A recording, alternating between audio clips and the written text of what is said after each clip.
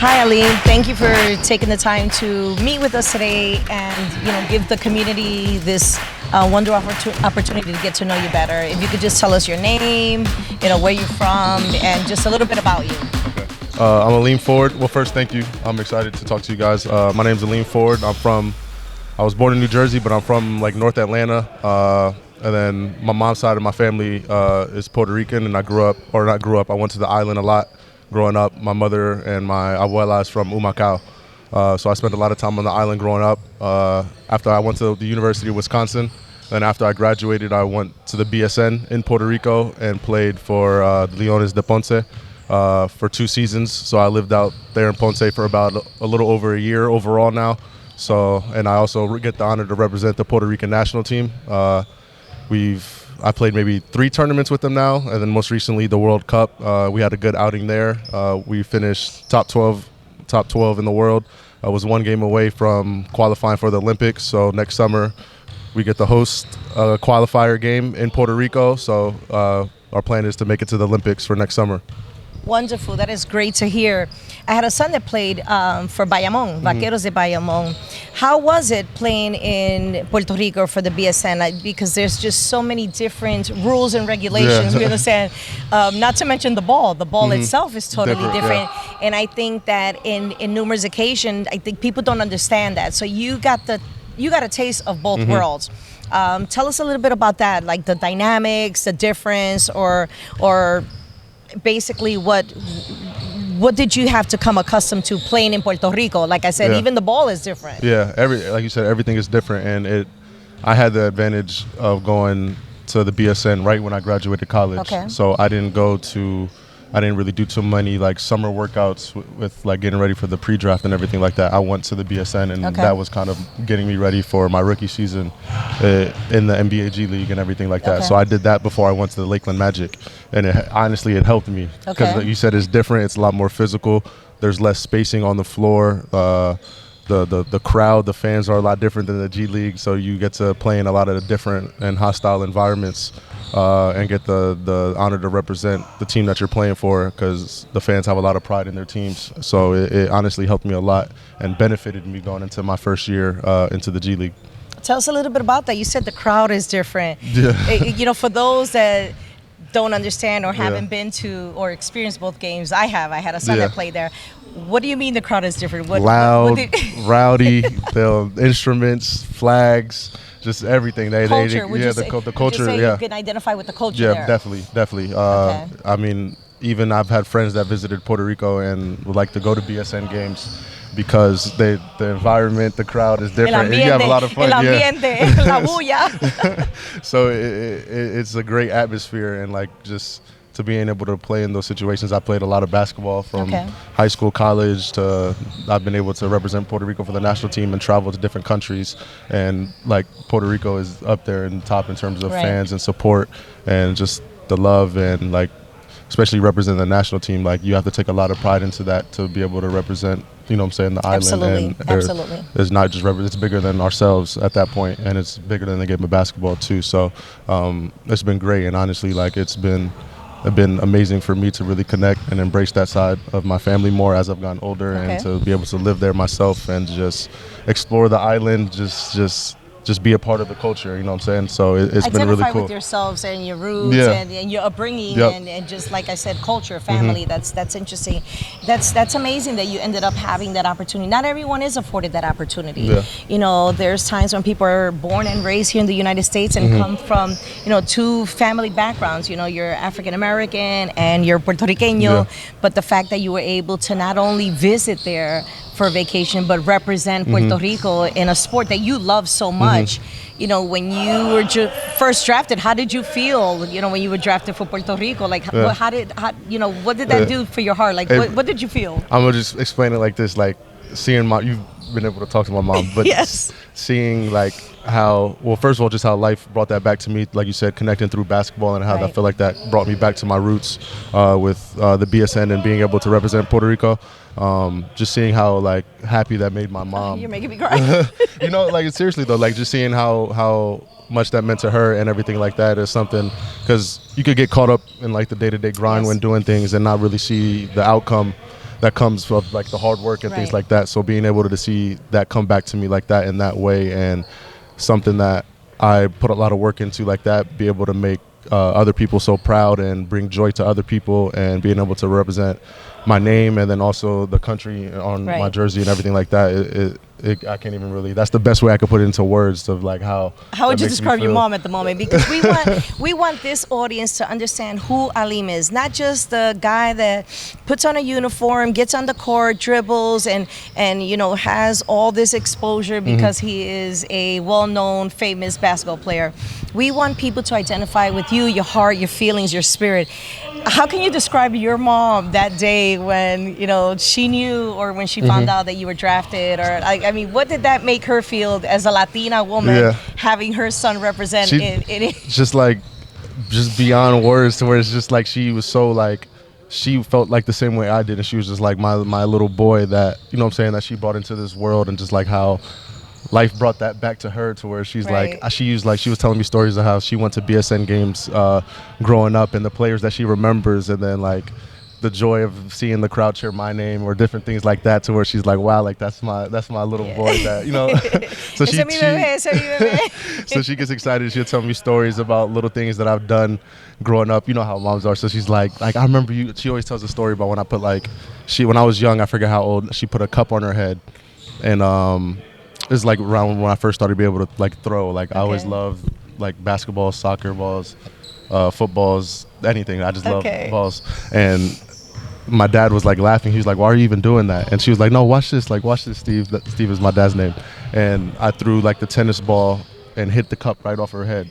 That's at a young age. And looking back at that story, just the fact that my mom even trusted me to do that at that age doesn't make sense to me, but that just shows how much. Give her a black eye at some point. Like I could have hit anything, but like just the fact that just shows the amount of belief that my mom has always had in me and instilled in me since a very young age, and my dad as well. So like credit to them, like they believed in me honestly before I really like believed in myself. So that's amazing. It's great. Did you always know that you wanted to be a basketball player, or at what age did you start feeling or thinking or claiming or saying, I'm going to play basketball professionally? From a young age, I've always just loved the game. Okay. I always knew I wanted to, but at that age, like no one in my family really played sports or like played basketball or athletics or at a high level.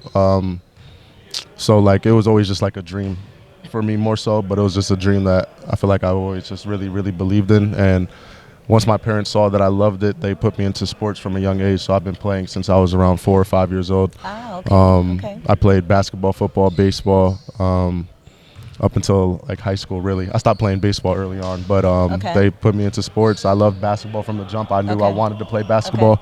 I didn't truly know that it would take me this far and open like as many doors as it has for me, but I've always loved the game, and I knew that was something that I wanted to do with my life. As a kid, at 4 years old, 4 to 5, you stated that that's when you knew or felt that you wanted to play basketball. What encouraged you to keep going? What encouraged you to keep going? What was the hardest for you to stay on track, to stay, to keep continuing to ride the course? Honestly, as a young age, up until maybe around like even after I graduated high school, was just pure love of the game. Okay. Like I didn't put any extra stress on myself to like I wasn't really highly ranked coming out of high school. Like my story was different. I graduated. I didn't really have any offers, Division I offers. I had like a D2 school that was interested. I went on like some Division III visits, but I graduated young. And they talk about like a mom's belief in a son. My mom was able to connect with IMG Academy in Florida through the airport, American Airlines. Just ran into a kid that reminded her of me. Spoke to them. Then she was able to connect with one of the people in the staff at IMG, and I believe he was Puerto Rican as well. So they connected, and my mom was able to have me come down. We drove down there for a workout, and Coach Mahoney, who ended up being my coach, he only had maybe like 15 to 25 minutes to work me out, or like 20 to 30 minutes to kind of work me out and just see me. So you had to do your best. Like I had to do my best under pressure. And I went into that workout. But to me at that time, I just played for the love of the game. So I didn't really, there wasn't any pressure or anything like that. It was just like, cool, like this is a great opportunity to go out and play, practice, whatever. He ended up working me out for like an hour, 15 minutes, and they were able to give me a scholarship to go to IMG. And that's kind of when my recruitment and everything changed. So in a matter of a few months, I went from no offers to committing to like a Power 5 school. I can relate. I can relate to. I can absolutely relate to that. Where is your message to the youth? You stated, and from what I understood, and correct me if I say anything, correct me if I didn't understand what you said, but what I took away from this was that you didn't have offers. You weren't, you were like underrated. You were underrated, and here's this great player that people weren't looking at. I can relate. I've been there as a basketball mom. So what do you tell the youth out there that sometimes struggle because they're not getting playtime or they're not getting noticed? What is your positive message to them? Because you're the perfect example. This is your testimony. Here you are playing professional basketball here in Cleveland. We're happy to have you. Welcome. Thank you. But what do you say to those individuals that struggle, that may lose hope? You went to that tryout and you just gave it your best. You played from the heart. You didn't play under pressure. You just did what you love to do. And a lot of times people find themselves in a situation of such and they get stressed out. So what do you share to those individuals, especially the youth that may find themselves in the same situation as you? What are the inspiring words that you want to say to them? Like you used the word struggle, and I would just say that struggle is a part of the process. For whatever you want to do in life, there's going to be struggle. And if you want to be great at something, like there's going to be a lot of tough nights and tough days for anything that you want to do. But just finding that motivation, and I'll say like finding the consistency over that motivation, because there's going to be days where you're not motivated or you probably don't see the outcome or like the other side of where you're trying to get to, but finding that consistency to understand that small things, like small little details and habits, those build up over time to wherever you're trying to go or whatever you're trying to become. So just being able to find the consistency in that, and the love and that desire that you have, just understanding that passion can carry you a really long way if you continue to put that trust in that. Aleen, what was your biggest struggle? Whether it was at a younger age, an older age, or even now, what is a struggle that you can identify that just comes to mind right away?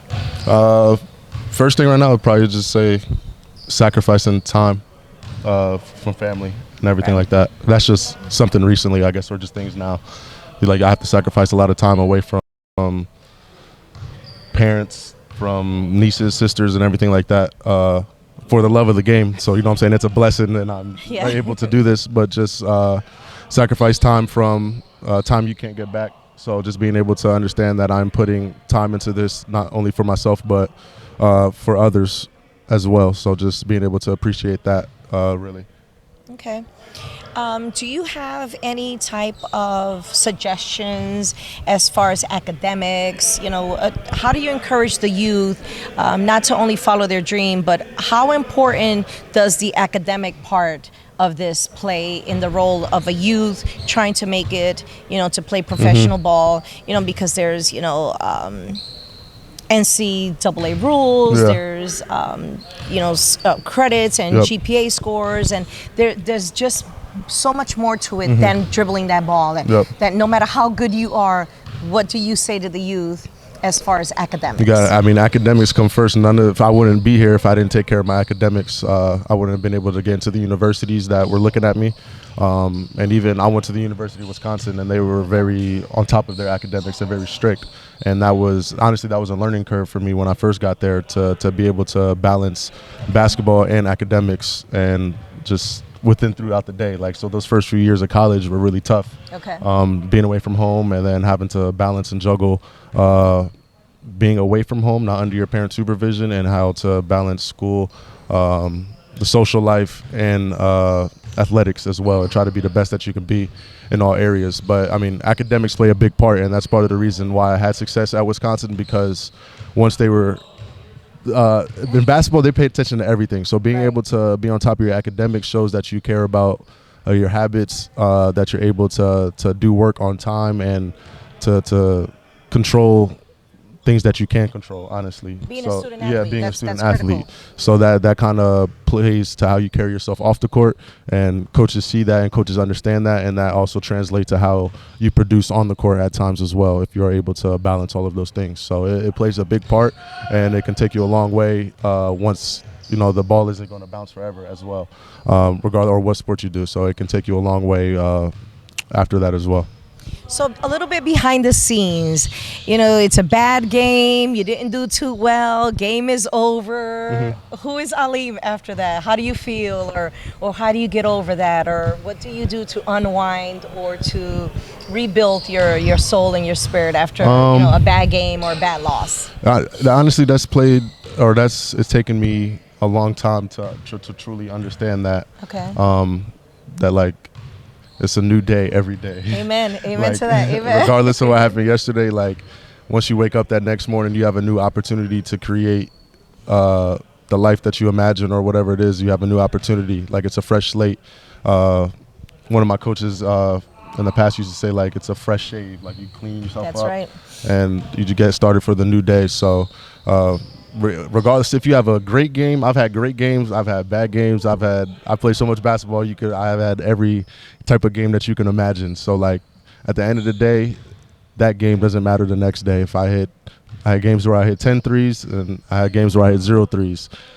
Going on to that next day, none of that matters. You got to come in and prove it again and again. So the more you can have that mindset, that's kind of how you can really like keep building and keep stacking those days and keep improving. Definitely. It's about not giving up, yeah, right? Not giving up. It's like when you're a baby, you fall and you learning how to walk. You don't stay on the ground. You have to get back up and you have to take those steps moving forward. Definitely. Now, I watched the video and I watched it over and over, and I became a big fan of yours because I didn't think that there was a player on the team that, was Spanish. And I was happy to hear you in your interview, and you said when they asked you the question, what do you miss most about the island? You said you miss arroz con pollo. Yeah. And if you could eat that every day, I would. you could eat that. Tell me a little bit about why you like arroz con pollo and why it's your favorite. I've always just loved chicken growing up. Okay. So my mom would always like make just those homemade meals and stuff growing up. So like that was always the meal that I was always super picky, and arroz con pollo just has always like been my favorite meal. Like other than, I'll probably say chicken tenders. I'd say chicken tenders, but other than chicken tenders, arroz con pollo, like that reminds me of my family, you know what I'm saying? And like it's one of my favorite meals, honestly. Very good. Yeah. Well, I don't know. I saw that you went home just recently during the holidays and surprised your mom over at the airport. So you probably had your mom's arroz con pollo. But I have a surprise for you. My signature dish is arroz con pollo. So I text your mom because I have a son who doesn't like corn, right? Okay. And my signature dish is arroz con pollo with corn. I put corn in the rice and the chicken. But I have my one son that played for Bayamon. He goes, do not put corn in my rice with chicken. He doesn't like it? So I didn't want to fail. So I called your mom and I said, does he eat corn? Because I surprised you. It's my signature dish. You got some for me? I made it for you. Thank you. But I don't want you to eat it all now, but I do want you to taste it and just give me your first bite and tell me what you think of it. I got you. But I appreciate that. You made my day with that. Thank you. I just made it fresh. If I smell like chicken, it's your fault. As you know, those kitchens in Latino families, once you cook, you smell like it. But here's your arroz con pollo. I want you to take a taste of it. And you also said you like sweet plantains, plátano maduros. Oh, yes. Take a bite and then tell me what you honestly think. A little bit of that sweet plantain. I got to fill you with those carbs after a good practice. This is perfect. Thank you so much. Oh, you're welcome. You're welcome. You can spill it, do whatever.